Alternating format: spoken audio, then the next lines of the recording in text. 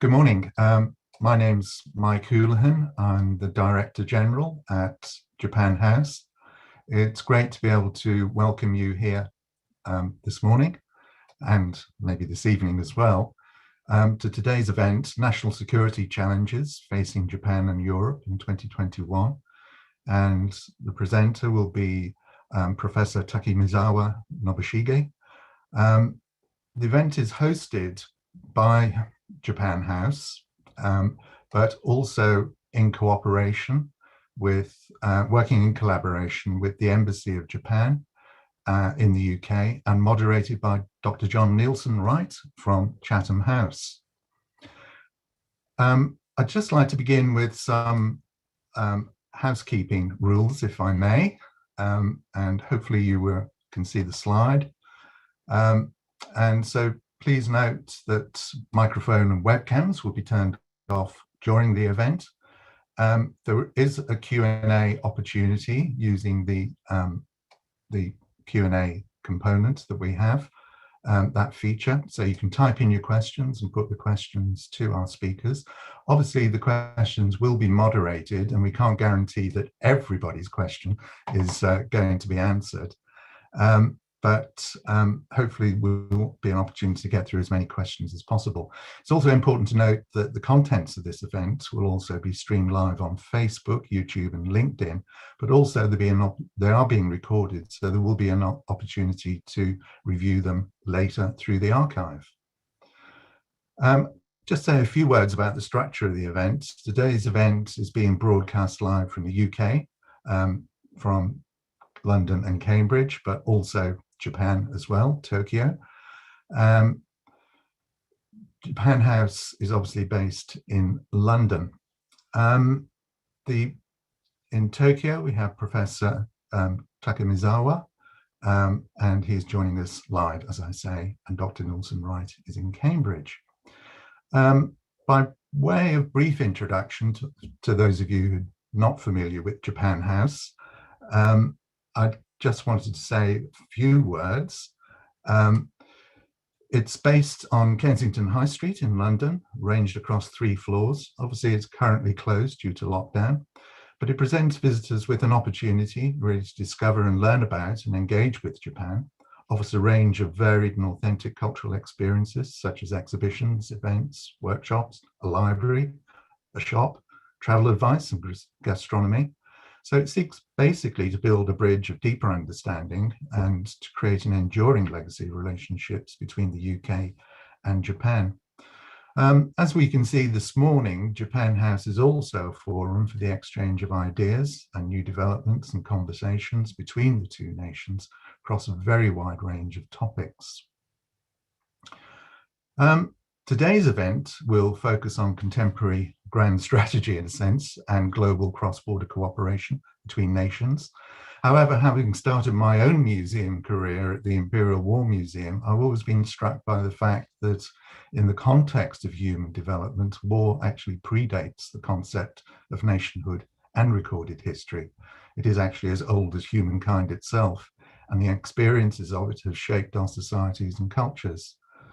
As a result of the agricultural, industrial, and now the technological revolutions, the waging of war has become more deadly, moving from the preserve of the warrior caste to mass armies, machines, and nuclear power, which in itself is an expression of a total war which mobilizes the full economic, technological, and social power of a nation. Today, obviously, robots, AI, and cyber warfare are creating the potential for new battlefields, as well as how decisions are made, and also leadership exercised. Culture too is obviously shaped by war. One example is the contentious area of how societies remember and commemorate their wars, which is critical to their own sense of national identity and expression. That's an area in which I'm particularly interested in. Increasingly, we're seeing the world shift its focus from the Atlantic to the Pacific Rim through trade, technology, economic growth, climate change, and issues of sustainable development, as well as emerging powers, are all reshaping the old order and an emerging future. So I'm really looking forward to hearing more about these particular themes. So that's really enough from me. And what I'd like to do now is really just to introduce the moderator of today's event, Dr. John Nilsson Wright. Dr. Nilsson Wright is Korea Foundation Career Fellow and Senior Research Fellow for Northeast Asia with the Asia Pacific Program at Chatham House.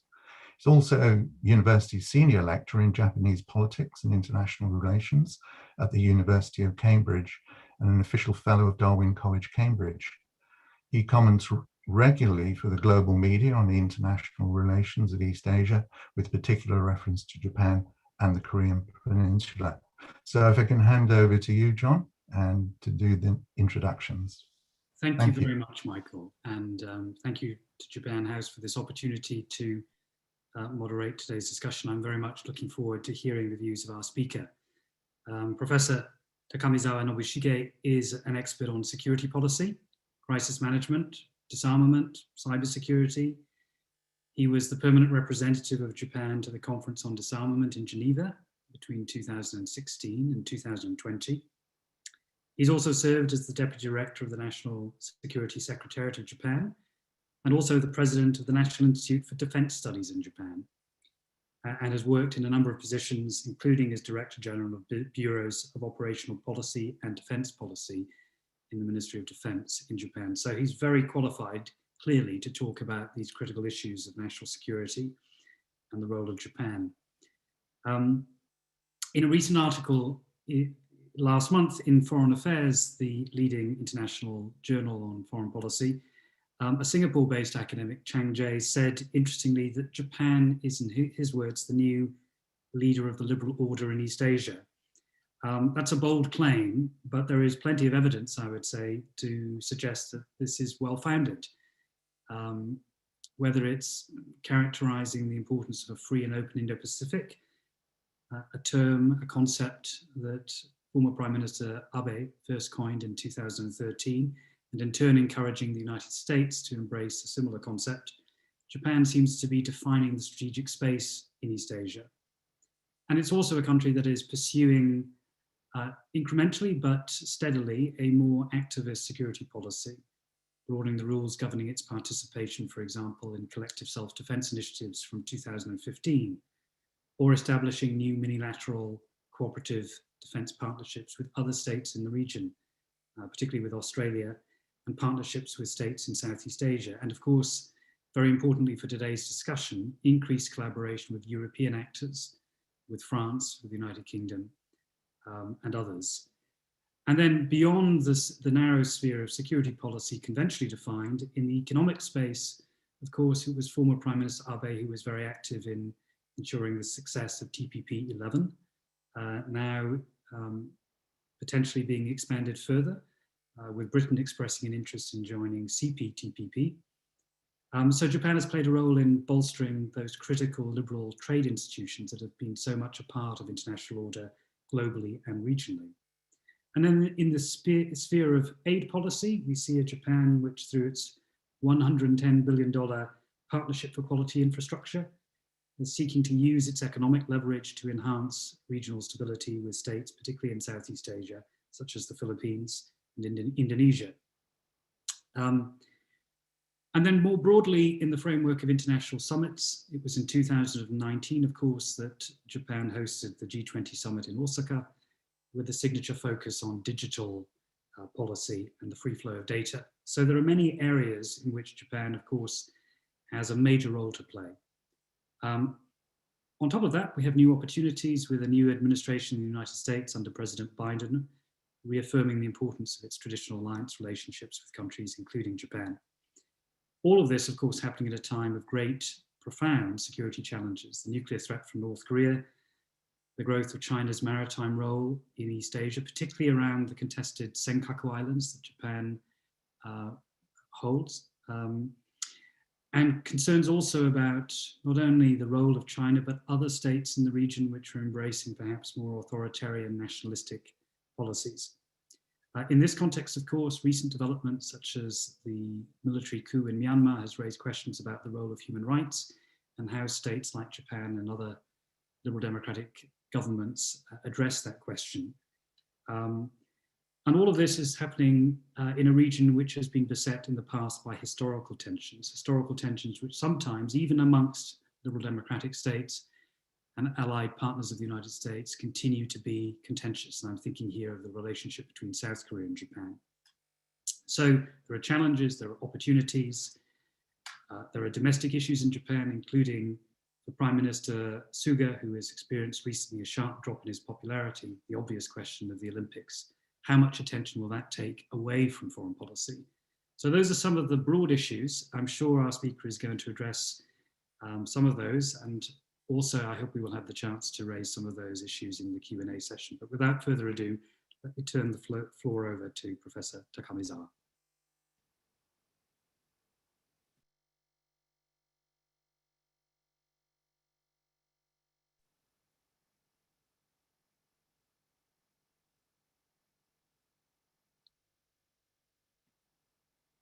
Professor Takamizawa, are you able to hear me? There we are, yes.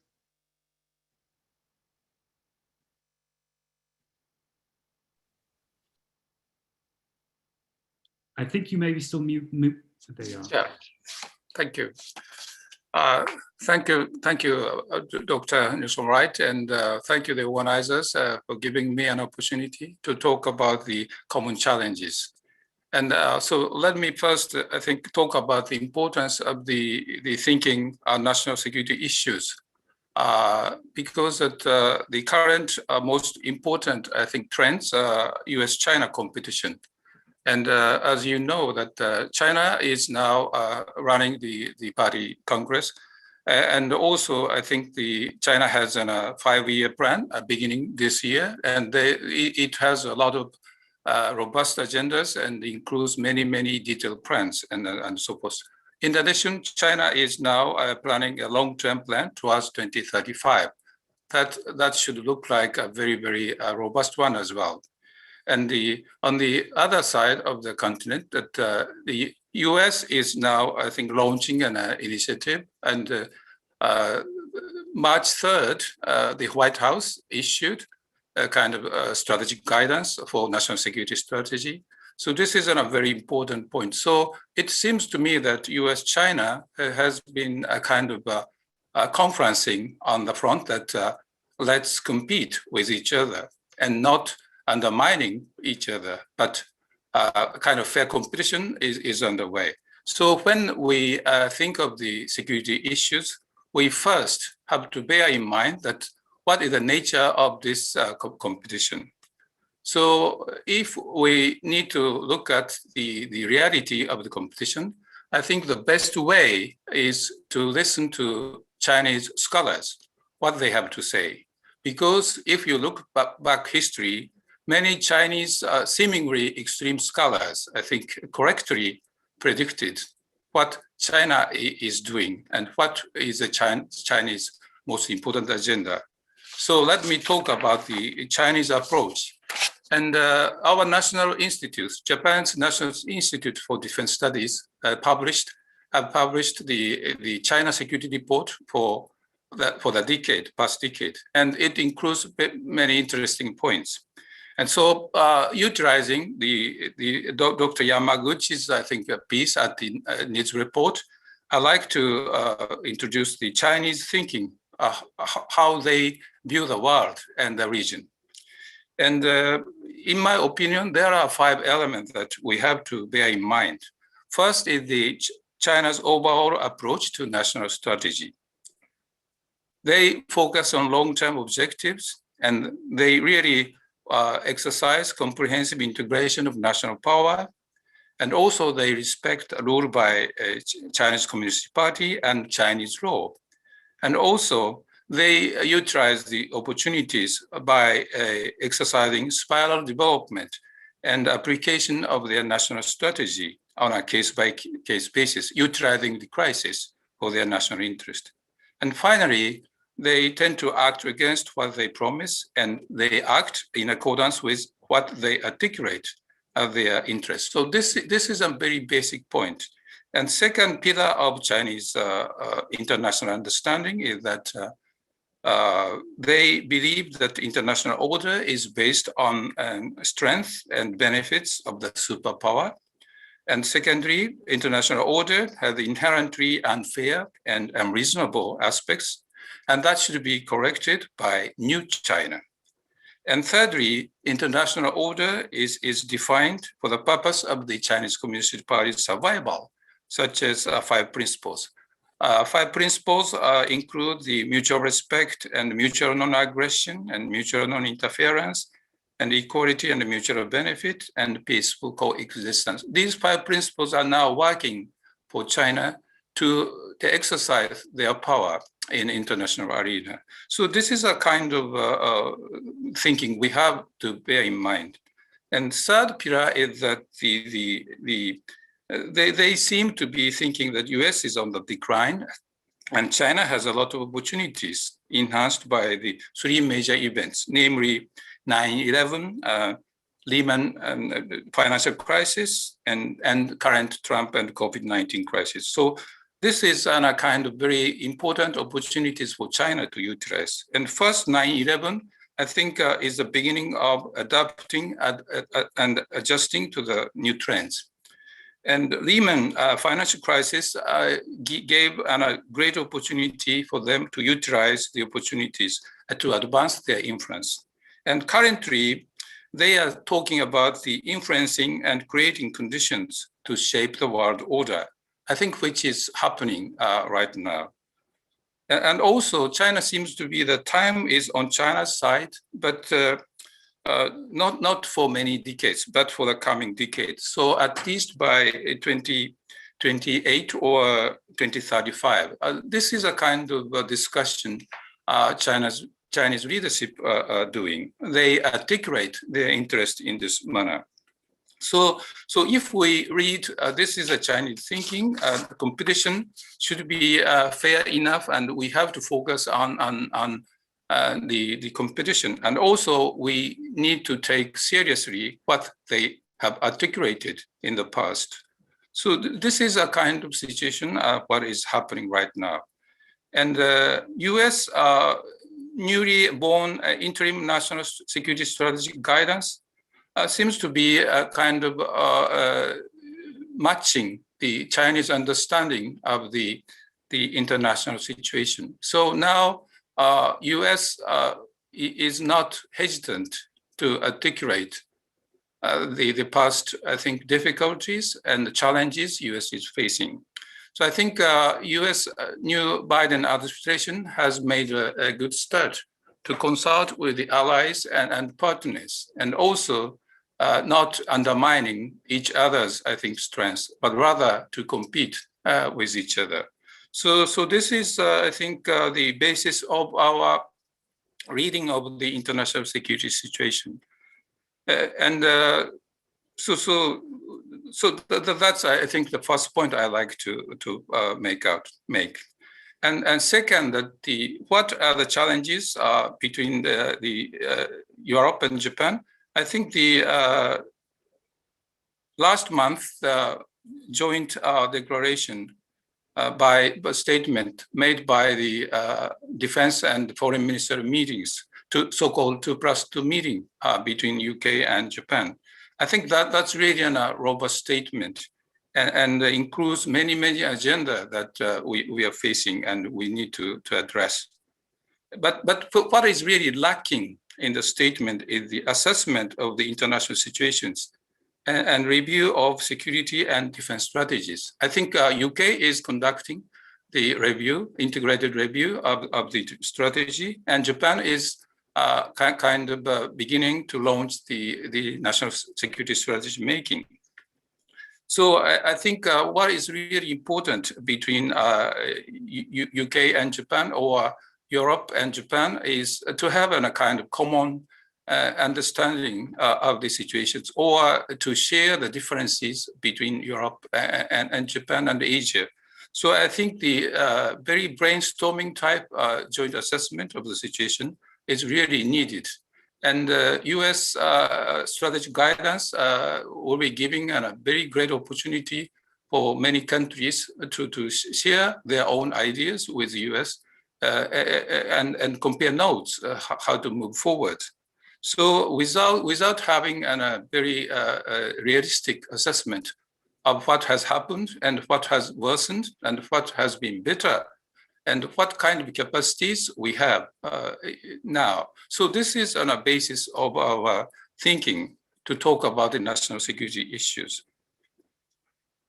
And second, I think, point is that the 2+2 documents, I think, clearly clarify the measures we need to promote and also what kind of actions we have to counter. So inappropriate attempts should be repelled and checked by the collective efforts.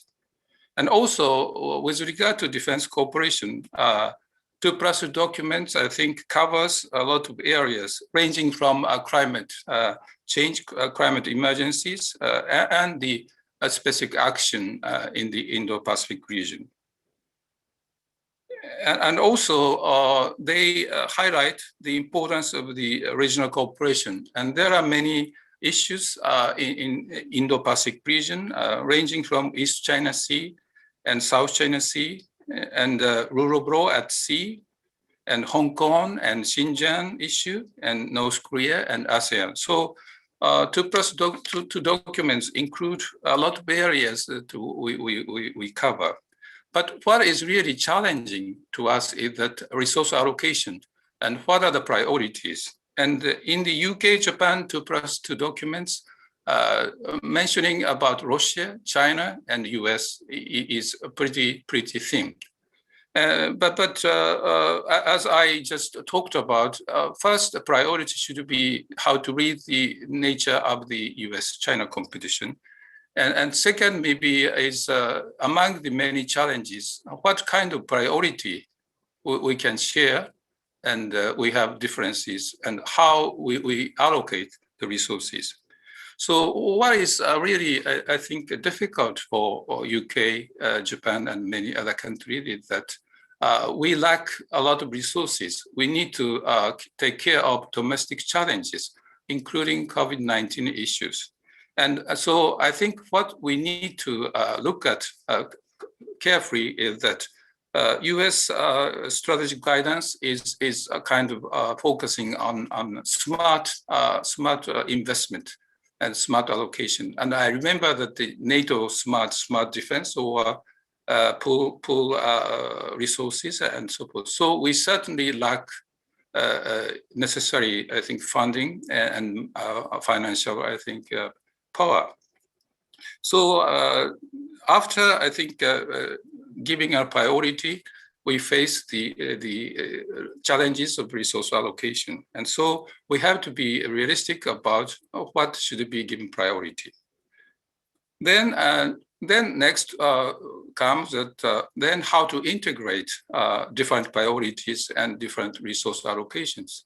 So my simple answer, because this should be discussed during the Q&A session, but my answer to this question is that we certainly lack a lot of money and resources, but we do not see, we are not able to correctly see the resources and assets we have within our country. And if we utilize the existing projects or existing networks much more effectively, then we can make a great difference. And so I believe that UK is really good at influencing operation and also collecting data and the champion of the English language. So I think that if we can create a very good database to work with, and then that will give us a great opportunity to integrate various, I think, efforts and endeavors or projects underway. So how to utilize these, I think, existing mechanisms or existing projects much more effectively. I think that would be the answer, I think, to this difficult question. So then I think I'd like to talk about the second point, that the arms control and disarmament policies in Europe in 2021 and Japan's commitment. This is really a kind of a challenging issue, and because that President Biden talked about is thinking about nuclear deterrence in a different way from what Japan understands and from what the experts in the US understand, in my opinion. So this is really a touchy issue, and we need to take care of this question. And also, the NPT review conference is drawing near. And August, we have to come up with a specific conclusion, recommendation for the NPT review process. So that's an important opportunity. And also, Treaty on Prohibition of Nuclear Weapons is now entering into force. And so this is also an important impact on the public opinion in Japan and probably in many other countries in Europe. And so this is the first point. And secondly, I think US-Russia now agreed on the New START extension, but how to deal with INF is also a challenge. And the missile defense issue now and the discussion in Asia, and including the how to deal with the Chinese nuclear arsenal, and what kind of measures and frameworks are most effective to deal with the difficult situations in Asia. And I think a third element is related to the budget and the resource allocation. And 2018, I think nuclear posture review was quite clear.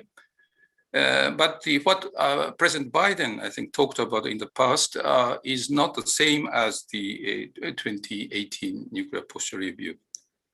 So I think the smart defense or smart investment might imply that the change of the force structure in US spending priority might be different from the past. And so this will also lead to the non-first use policy and sole purpose discussion, and also deployment of missile defense system.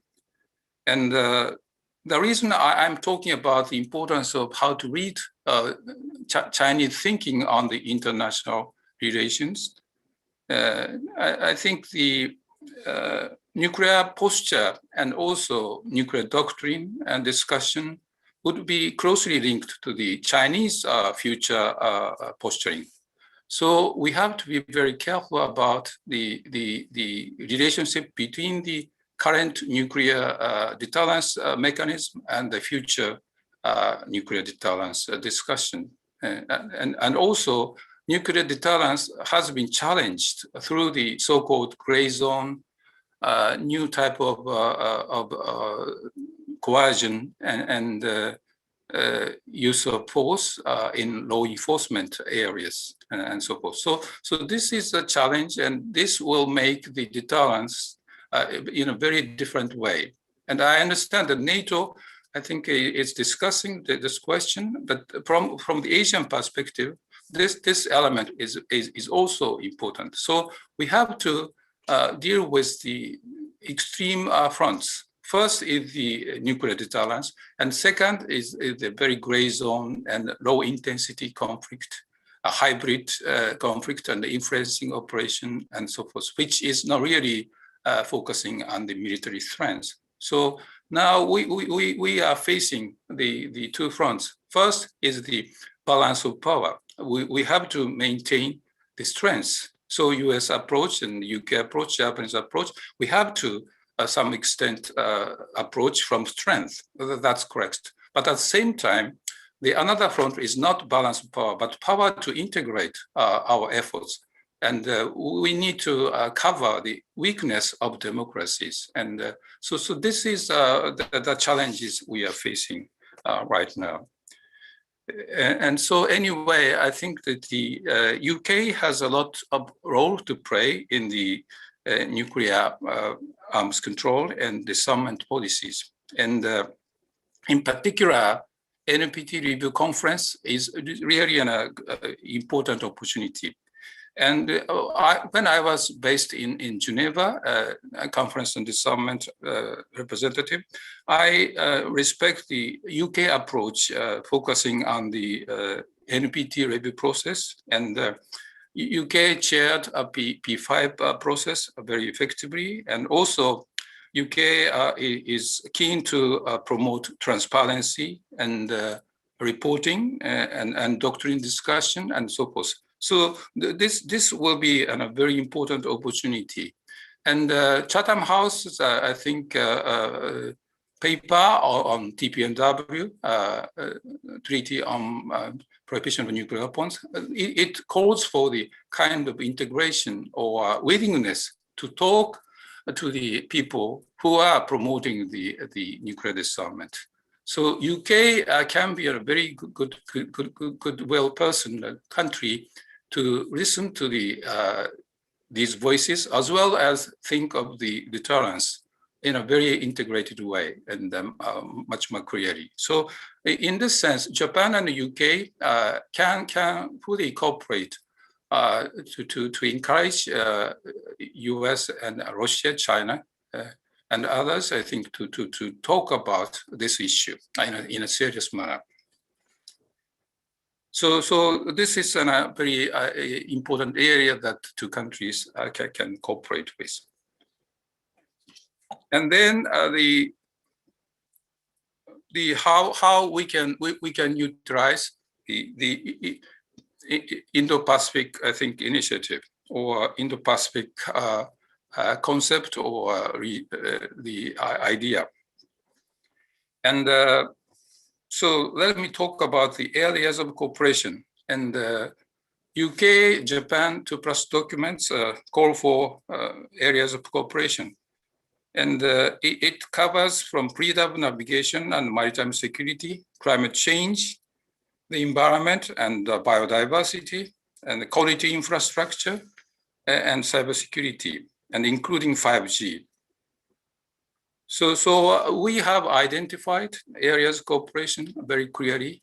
So between UK and Japan, and we can have our own priority. So we can, I think, harness our willingness to cooperate with the region. And in host country or host nation, they have their own priority.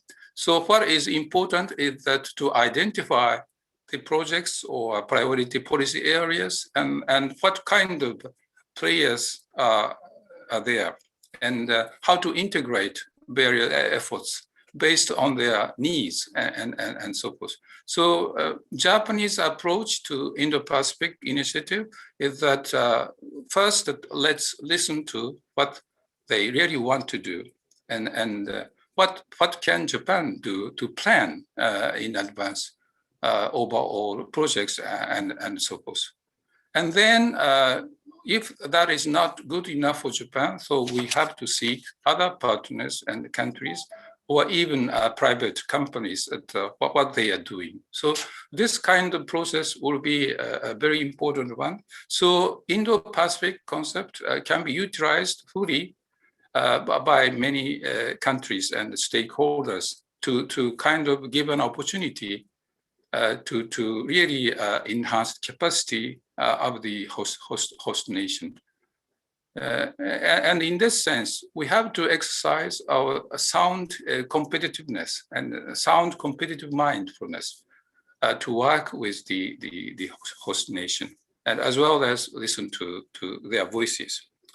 I think that the Japanese approach in the peacekeeping operations in South Sudan, I think, was criticized by the United Nations because the Japanese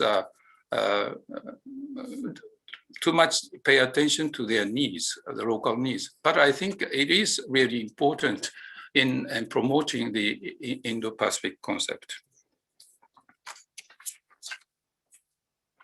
And the fourth point is related to SDGs.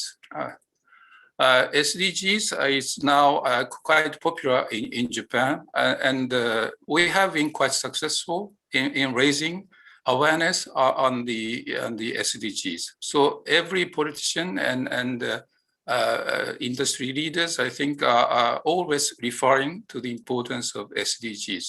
So I think raising awareness among the leaders will be a very, very important one.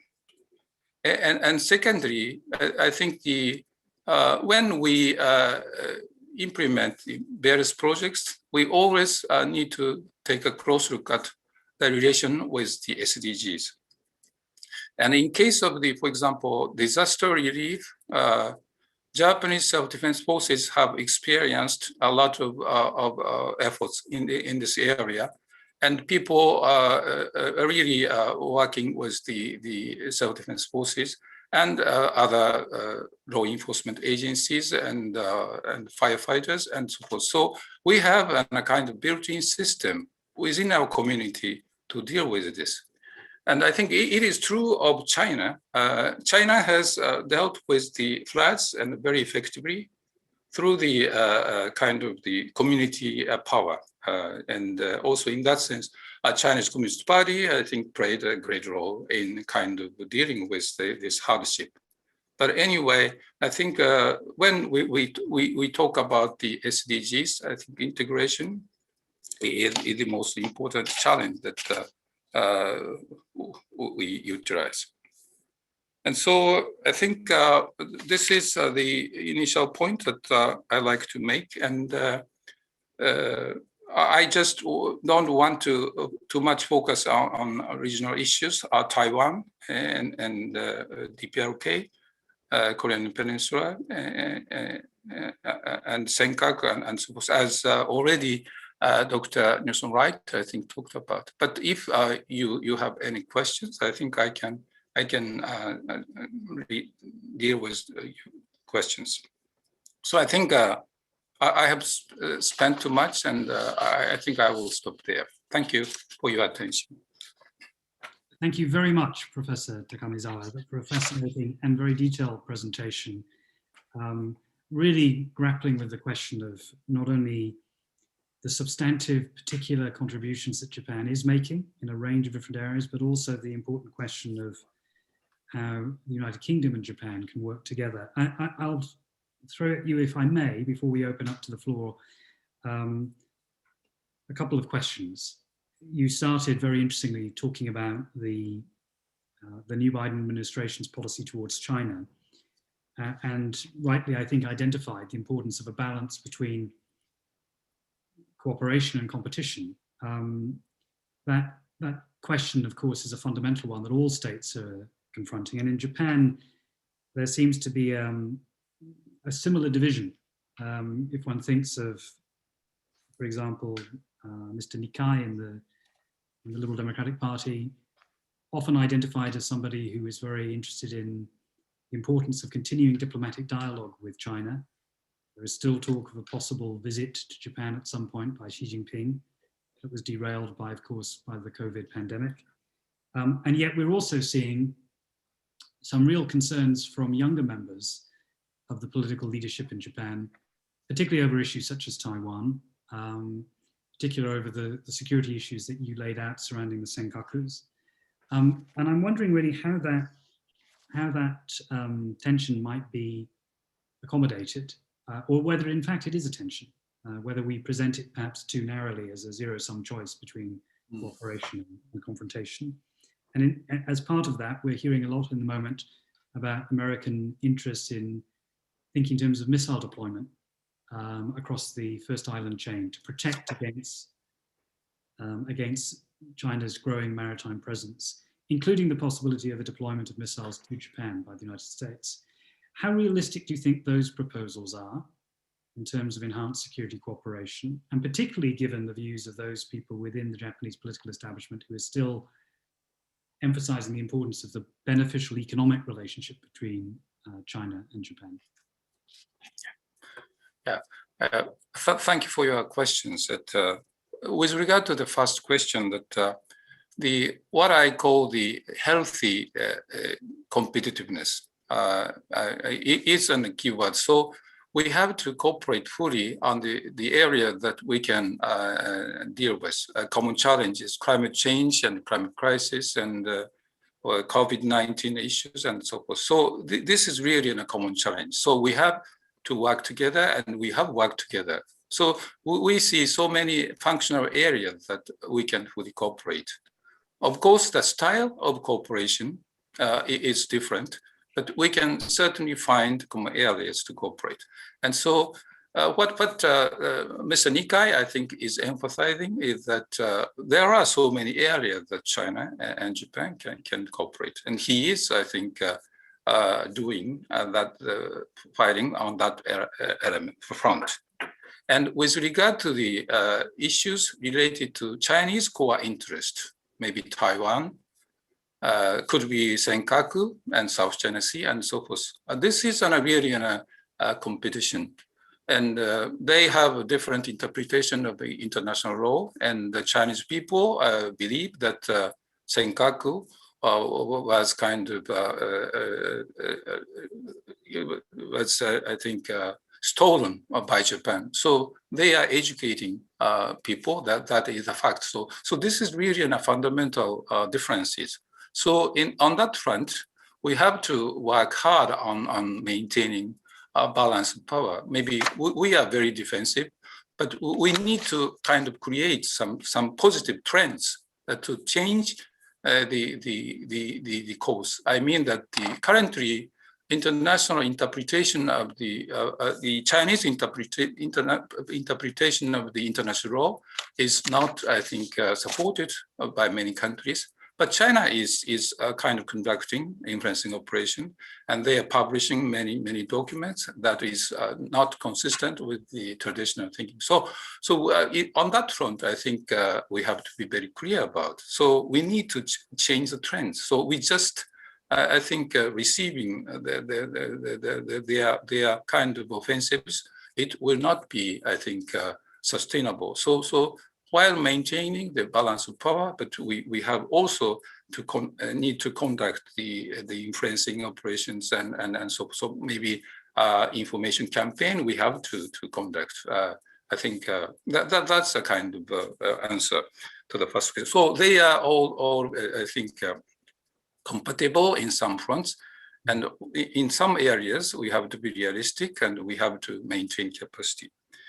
And with regard to the missile defense, I think this is related to the both elements. First, that how we should understand the Chinese strategic thinking on nuclear arsenals. So what we really need to do is that jointly assess the Chinese strategic thinking. To what extent China will rely on the nuclear weapons. Maybe their nuclear strategy in 2035 may be different from in 2050.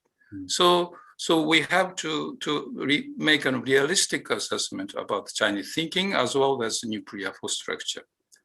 And then after that, I think we can find to what extent current deterrent capability, US extended deterrence, is okay, or what are the challenges that we might face, and what the allies in the region, Japan, Taiwan, South Korea are okay, can do, and so forth. And also what kind of other elements or other assets we have not utilized for increasing the deterrent capability. I think that's a question we need to ask before we just talk about the deployment of the missile defense systems and so forth.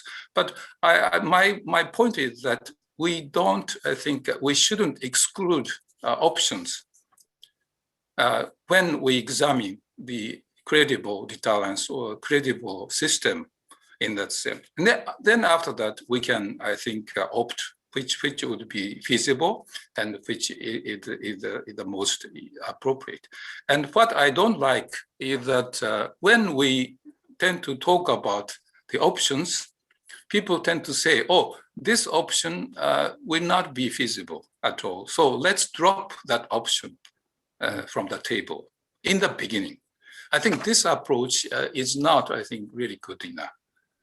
But at the same time, we tend to say, given the nuclear arsenal in China, this option should be a must. So without this option, everything is in vain. Well, this kind of extreme thinking it shouldn't be, I think, thought. So this is a kind of answer to your question. Thank you. Let me pick up on that and take a question from the audience that relates directly to the issue of China. Someone who's remaining anonymous has asked, how do you think the state can effectively deter grey zone conflicts or hybrid warfare? What are the specific measures? How can Japan deter China's attempt to seize the Senkaku Islands, for example? Are there mechanisms in place? I know there's a discussion about perhaps new legislation in relation to this. Perhaps you could say a few words. We've got some other questions. So if you can keep your answer relatively short, then we can cover a broader range of issues.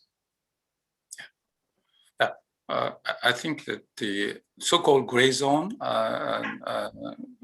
type of offensive, I think only three, I think, elements. First is the political, I think, will, very strong political will and public support, at least to maintain the status quo. And second is the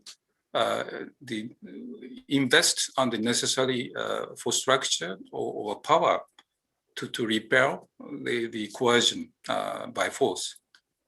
And thirdly, the kind of the raising awareness of the seriousness of the situation and the unlawfulness of the approach to this issue. So this is, I think, 3 points that we have to work. So being there and being operational would be the only, I think, answer to maintain the current situation.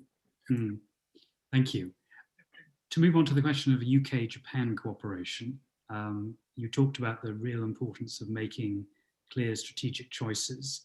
Kinjiro Amano has asked, how would the UK-Japan scientific and academic relationship be influenced by the national security and defense agreements? So what's the relationship between the security space and broader academic and scientific cooperation? And she's, the questioner is particularly interested in digital technology, space science, and life sciences. Yeah. I think that the UK has a pretty unique, I think, position that with regard to the outer space, I think, activities. Your UK is totally relying on US, I think, on that front.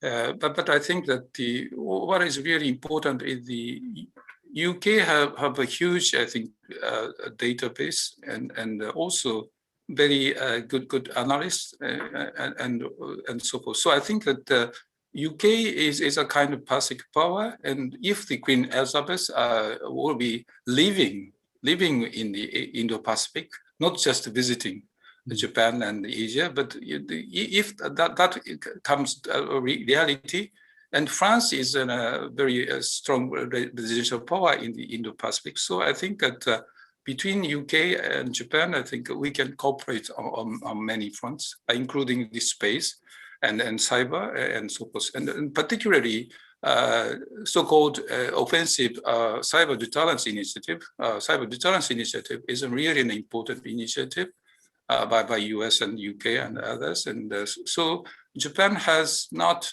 been able to kind of exert such kind of activities.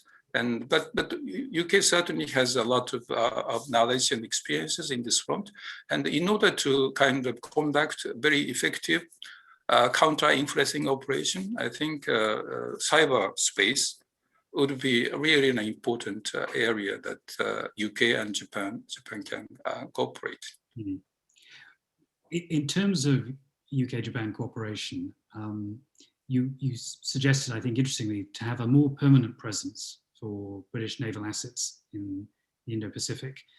That would then presumably involve some sort of basing agreement. Would Japan be a potential host for a permanent base for British maritime capacity?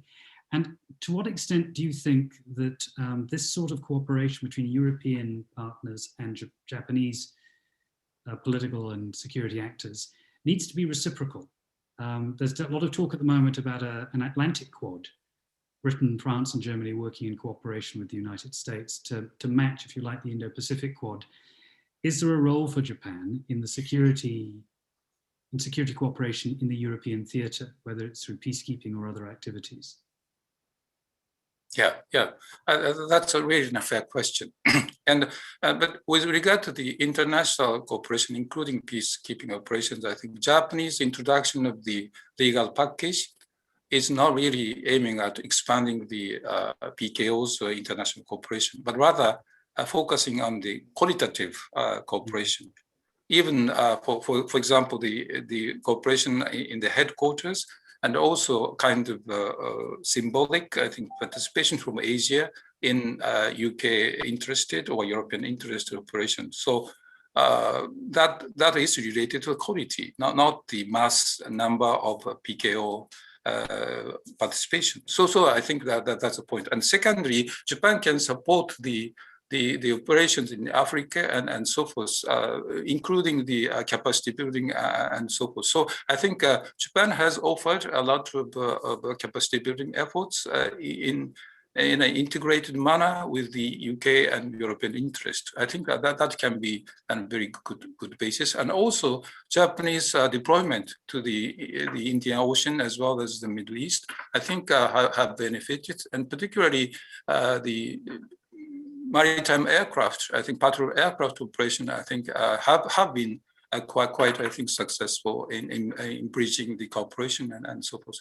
So we see some reciprocal basis, but that can be conducted at multi-layer level. So even if our military the allocation has been limited, political and economic, and there are so many other means that we cooperate. So what is really important is that to compare notes and what areas each country can support with each other. And in that sense, I think the UK's interest in Indo-Pacific can give us a great opportunity to create the habit of cooperation. And if once we establish habit of cooperation and we share know-how and system, supporting system with each other, then this can be applied to many other cases, including the cooperation among US, UK, and Japan, and others. So this is the kind of thinking that I have in mind. In that sense, I think UK and Japan need to work on the mechanism of the very effective and efficient mutual support system in place. There are a couple of questions that touch on the values debate and shoring up vulnerable democracies. Yoko Owatari says, what would be the practical channels to integrate the efforts of key states to complement the weakness of democracies through government-to-government dialogue, sharing strategic plans? And then related to that question, another question about uncertainty in American politics, where of course we've seen continuing populist pressures. Looking ahead to a next election, I mean, what should Japan, or what can Japan be doing to address those internal issues? And I'll add one final question which relates to this, which is, of course, we have a human rights challenge, not only with the Uyghurs, not only with the status of protesters and defenders of democracy in Hong Kong, but of course, very much in Myanmar, an area where Japan has very significant economic interests, and there are concerns about the challenge of China as an investor in Myanmar. How do you balance again the need to preserve democratic governments while at the same time using aid as a means of resisting the incursion of states that might have a hostile or competitive agenda? That's tough question. And with regard to the final point, that I think dealing with the kind of authoritarian government or by the democracies, I think we have to kind of division of labor. We have to exercise division of labor. And so, for example, in case of Myanmar, that if the democracies are all against everything in Myanmar, then that will give a lot of space for China and others. So among the democracies, I think we have to kind of make a kind of compromise or integrated strategy. We all share the view and human rights issue is very, very important, and we all criticize the way that Myanmar is doing business. But when it comes to specific projects or a specific actions, then we need to make a division of labor among ourselves that to kind of create some room for Myanmar, for example, to rely on our democracies. If we just do the same thing, it will create a vacuum. But we need to share our understanding. Why Japan, for example, is doing this, and why UK is doing this and not doing this, and so forth. And also we have to kind of make a difference of tone to be kind of accepted by the government, or at least to give some room for them to survive. So it is true of DPRK.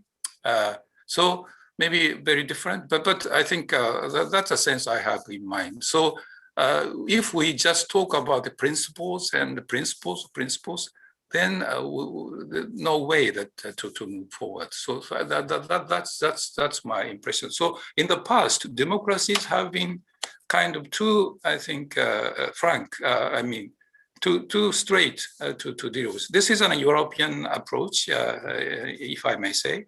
But a combination of the Asian approach, ambiguity, and kind of friendliness, even the hostilities, and the European kind of consistency, and